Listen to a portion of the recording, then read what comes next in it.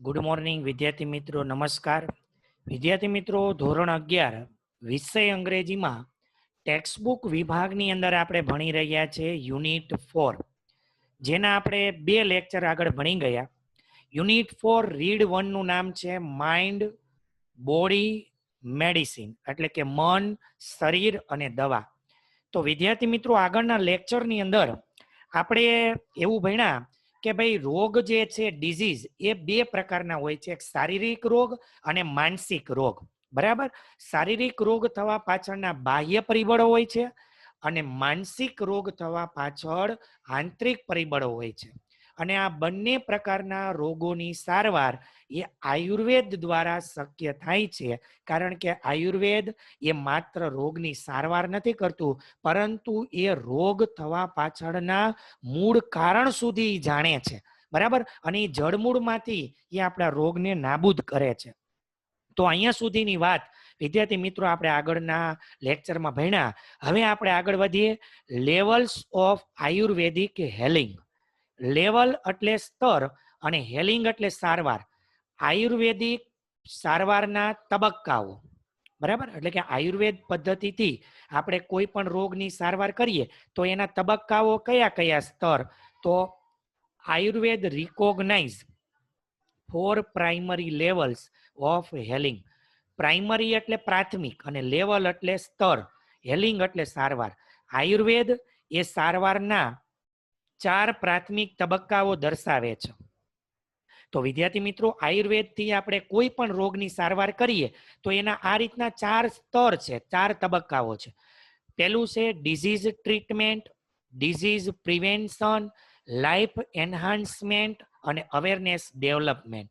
પહેલું disease treatment એટલે કે રોગની સારવાર.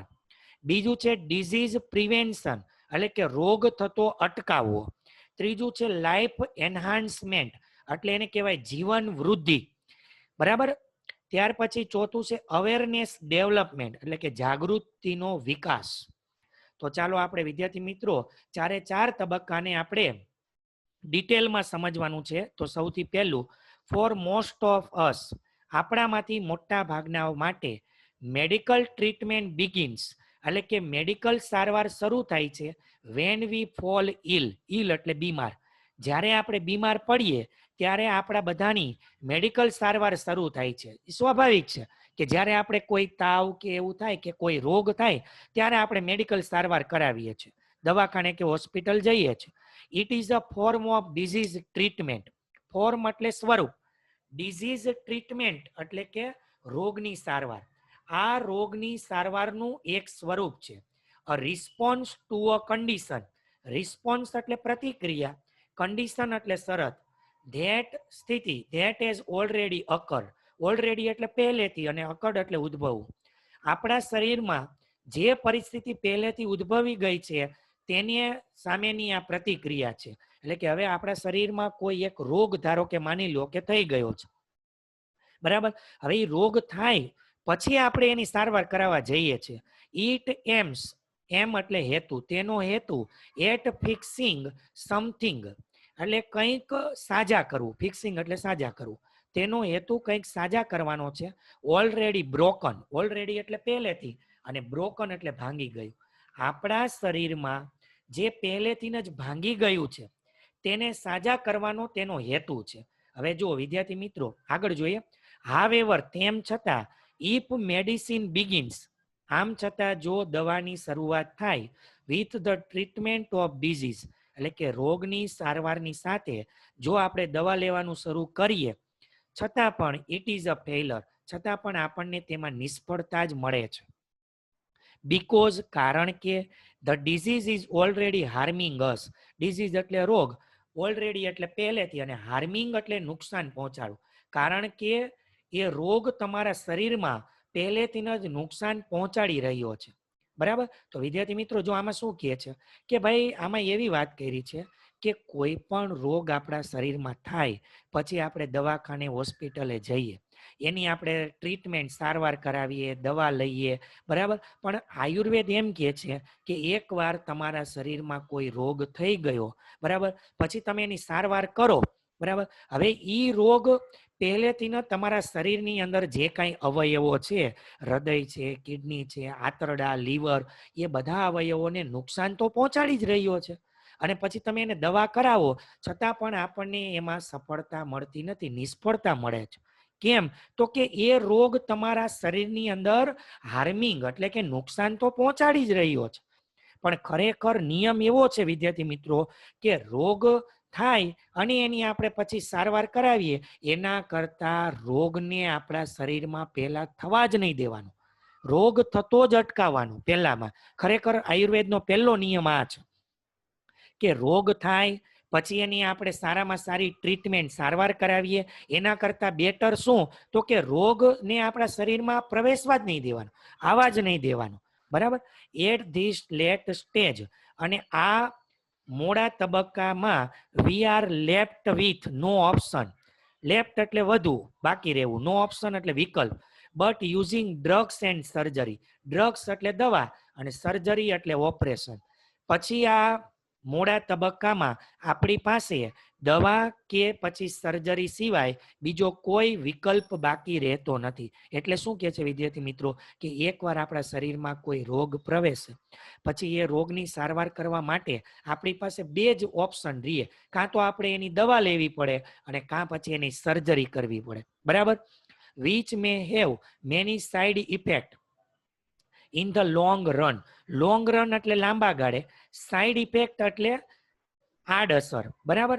કે જેની લાંબા ગાળે ઘણી બધી સાઇડ ઇફેક્ટ થાય છે, એટલે કે ઘણી બધી વિપરીત અસરો થાય છે, આડઅસરો થાય છે. હવે દાખલા તરીકે વિદ્યાર્થી મિત્રો આપણે કોઈ પણ રોગ થયો હોય અને એને સાજો કરવા માટે આપણે કોઈ દવા લેતા હોઈએ અથવા તો કોઈ ઓપરેશન કે સર્જરી આપણે કરાવીએ તો એ છેવટે આપણા શરીરમાં નુકસાન તો થાય જ, એની સાઈડ ઇફેક્ટ તો થાય જ. બરાબર? આગળ જોઈએ અ હાયર લેવલ ઓફ હેલિંગ. હેલિંગ એટલે સારવાર. સારવારનો ઉચ્ચ સ્તર એમ્સ, એનો હેતુ એ છે એટ પ્રિવેન્ટિંગ ડિઝીઝ, એટલે કે રોગ થતો અટકાવો બિફોર ધે મેનિફેસ્ટ. મેનિફેસ્ટ એટલે દેખાય. કોઈ પણ રોગ દેખાય તે પહેલા જ એ રોગ થતો અટકાવવો એવો સારવારના ઉચ્ચ તબક્કાનો હેતુ છે. એટલે શું કીધું? આગળ પણ મેં વાત કરી વિદ્યાર્થી મિત્રો કે રોગ થાય પછી એની આપણે દવા કરાવીએ, સર્જરી કરાવીએ, સારવાર કરાવીએ, એના કરતાં સૌથી પહેલો તબક્કો એ હોવો જોઈએ, આપણું પહેલું ધ્યેય ટાર્ગેટ એ હોવું જોઈએ આપણા હેલ્થ માટે કે રોગને થતો આપણે અટકાવવો જોઈએ. આપણા શરીરમાં પ્રવેશતા જ પહેલા આપણે અટકાવવો જોઈએ. ટુ રીચ ધીસ સ્ટેજ, અને આ તબક્કે પહોંચવા માટે વી ઓટ ટુ આપણે આગળના લેક્ચરમાં ભણ્યા સૂડ કહેવાય. SHOULD, સૂડનું સમાનાર્થી. Two consider the fact of our lifestyle. Consider એટલે ધ્યાનમાં લેવું, સમજવું. ફેક્ટ ઓફ લાઈફસ્ટાઈલ એટલે આપણી જીવનશૈલી. એન્વાયરમેન્ટ પર્યાવરણ. વર્ક એટલે આપણું કાર્ય. એન્ડ સાયકોલોજીકલ કન્ડિશન એટલે કે આપણી માનસિક સ્થિતિ. આ તબક્કે પહોંચવા માટે આપણે આપણી જીવનશૈલી, પર્યાવરણ, આપણું કાર્ય અને આપણી માનસિક સ્થિતિને આપણે સમજવી જોઈએ. We must eliminate the wrong factors in our daily lives that make us helpless to disease. We must eliminate એટલે નાશ કરવો જોઈએ. કોનો નાશ? wrong factors એટલે કે અયોગ્ય પરિબળો. in our daily lives એટલે કે આપણા દૈનિક જીવનમાં આપણે એવા અયોગ્ય પરિબળોનો આપણા દૈનિક જીવનમાં અયોગ્ય પરિબળોનો નાશ કરવો જોઈએ કે જે પરિબળો આપણને રોગ સામે આપણને લાચાર કરે છે, એટલે કે મદદ વિનાના કરી મૂકે છે. એવા અયોગ્ય ફેક્ટરો, પરિબળો છે એને આપણા જીવનમાંથી, દૈનિક જીવનમાંથી દૂર કરવા જોઈએ. ટુ સમ એક્સટેન્ટ, થોડા ઘણા અંશે વી આર ઓલવેઝ સિક. સિક એટલે બીમાર. થોડા ઘણા અંશે તો આપણે હંમેશા બીમાર જ રહીએ છીએ. બીકોઝ કારણ કે our life itself is unstable. Unstable એટલે અસ્થિર. કારણ કે આપણું જીવન ચક્ર જ અસ્થિર છે, આપણી જીવન પદ્ધતિ જ અસ્થિર હોય છે. બરાબર? કારણ શું કે વિદ્યાર્થી મિત્રો આપણી જીવન જીવવાની પદ્ધતિ અસ્થિર એટલે શું તો કે આપણી દિનચર્યા જે છે, આપણો સવારે ઉઠવાનો સમય ચોક્કસ હોવો જોઈએ. કે ભાઈ ખરેખર તો આયુર્વેદ એમ કહે છે કે સવારમાં સૂર્ય ઉગે, સૂર્યોદય 6 વાગે સૂર્યોદય થાય એ પહેલા આપણે ઉઠી જવું જોઈએ તો અનેક પ્રકારના રોગથી આપણે બચી શકીએ. પરંતુ આપણો ઉઠવાનો કોઈ ચોક્કસ સમય ન હોય, એટલે ઊંઘનો કોઈ સમય ન હોય. આ એક આપણું અયોગ્ય પરિબળ કહેવાય. બીજું આપણો ખોરાક, આહાર પદ્ધતિ. તો આહાર પદ્ધતિમાં પણ આપણે ઘણીવાર બહારનું કોઈ પણ લારી ગલ્લા કે દુકાનનું આપણે એવો વાસી ખોરાક એવું ખાતા હોઈએ, તીખું ધમધમતું, તો એ પણ આયુર્વેદની દ્રષ્ટિએ એ અયોગ્ય ગણાય છે અને એના કારણે અનેક પ્રકારના રોગ આપણે શરીરની અંદર દાખલ કરીએ છીએ. તો એવા પરિબળો આપણા જીવનમાંથી દૂર કરવા જોઈએ. There are always some disease attacking us. Attack એટલે હુમલો કરવો, ડિઝીઝ એટલે રોગ.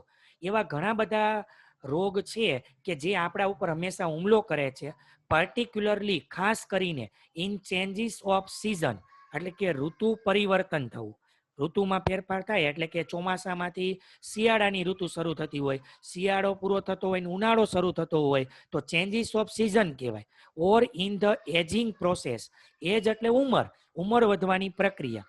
ઉંમર વધવાની પ્રક્રિયા અને ઋતુ પરિવર્તનના સમયગાળા દરમિયાન એવા અમુક રોગો હંમેશા આપણી ઉપર હુમલો કરતા હોય છે. તો વિદ્યાર્થી મિત્રો, આ આપણે અનુભવ કરીએ છીએ. દાખલા તરીકે અત્યારે જુઓ, ચોમાસાની ઋતુ પૂરી થાય છે, બરાબર, અને શિયાળાની ઋતુની શરૂઆત થાય છે. તો અત્યારે મિશ્ર ઋતુ ચાલે છે કે ભાઈ સવારમાં તમે જુઓ તો થોડીક આમ ઠંડી જેવું લાગે, પછી બપોરે આપણને અતિશય ગરમી અને તાપ, તડકો પડતો હોય, બરાબર, અને સાંજે પાછો વળી પાછી ઠંડી જેવો માહોલ હોય, એટલે એને મિશ્ર ઋતુ કહેવાય. અને આ ઋતુ દરમિયાન આપણે આપણી હેલ્થની ખૂબ જ કાળજી લેવી જોઈએ વિદ્યાર્થી મિત્રો, કારણ કે એમાં આપણને શરીરની અંદર આવી ઋતુ ચેન્જ થતી હોય ત્યારે ઘણી બધી નાની મોટી બીમારીઓ થતી હોય છે.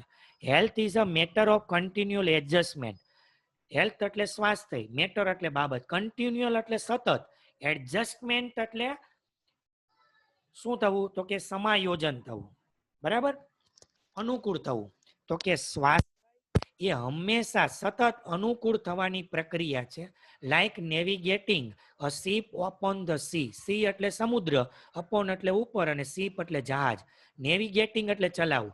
જેવી રીતે સમુદ્રની સપાટી ઉપર સતત જહાજ ચલાવવામાં આવે, એ રીતે આપણે પણ જીવનમાં જન્મથી લઈ અને મૃત્યુ સુધી આપણે સ્વાસ્થ્યની બાબતની કાળજી લેવી જ પડે છે, નહીતર એ પરિણામ આપણે જ ભોગવવું પડે. અવર health is an on going concern. Concern એટલે ચિંતા, બરાબર, એટલે કે કાળજી. આપણું સ્વાસ્થ્ય એ સતત કાળજીદાયક પ્રક્રિયા છે. એટલે કે વિદ્યાર્થી મિત્રો, આપણે આપણી હેલ્થની સતત આપણે કાળજી લેવી જ પડે, નહીતર આપણે સહન કરવું પડે છે. કારણ કે health is our real wealth, એવું કહેવાય છે કે તંદુરસ્તી એ આપણી સાચી સંપત્તિ છે, બરાબર. પહેલું સુખ તે જાતે નર્યા. એટલે કે આપણે જો તંદુરસ્ત સ્વાસ્થ્ય હોય તો આપણે પછી આપણા પરિવારનું પણ ધ્યાન રાખી શકીએ. પણ આપણે જ બીમાર રહેતા હોય તો પછી આપણે આપણા પરિવારના સભ્ય હોય, આપણા મમ્મી પપ્પા, ભાઈ બહેન, આપણા દાદા દાદી, એની સંભાળ કઈ રીતે લઈ શકીએ? એટલે વિદ્યાર્થી મિત્રો, સૌથી પહેલી બાબત એ છે કે આપણે આપણા તંદુરસ્તીની, આપણા હેલ્થની આપણે કાળજી લેવી જોઈએ. તો વિદ્યાર્થી મિત્રો, આપણે આયુર્વેદિક સારવારના 2 તબક્કા ભણ્યા, ડિઝીઝ ટ્રીટમેન્ટ અને ડિઝીઝ પ્રિવેન્શન. ત્રીજો અને ચોથો તબક્કો એ આપણે નેક્સ્ટ લેક્ચરમાં જોઈશું, બરાબર છે. તો આજનો લેક્ચર આપણે વિદ્યાર્થી મિત્રો અહીંયા પૂરો કરીએ છીએ. બધાને જય શ્રી કૃષ્ણ. Thank you.